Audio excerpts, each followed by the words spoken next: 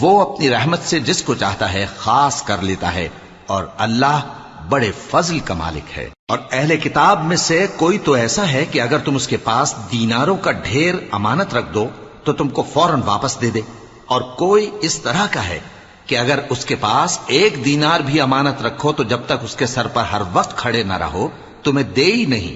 یہ اس لیے کہ وہ کہتے ہیں کہ امیوں کے بارے میں ہم سے مواخذہ نہیں ہوگا۔ یہ اللہ پر محض جھوٹ بولتے ہیں اور اس بات کو جانتے بھی ہیں۔ ہاں کیوں نہیں، جو شخص اپنے اقرار کو پورا کرے اور پرہیزگار بنا رہے تو اللہ بھی پرہیزگاروں کو دوست رکھتا ہے۔ جو لوگ اللہ کے اقراروں اور اپنی قسموں کو بیچ ڈالتے ہیں اور ان کے عوض تھوڑی سی قیمت حاصل کرتے ہیں، ان کا آخرت میں کچھ حصہ نہیں۔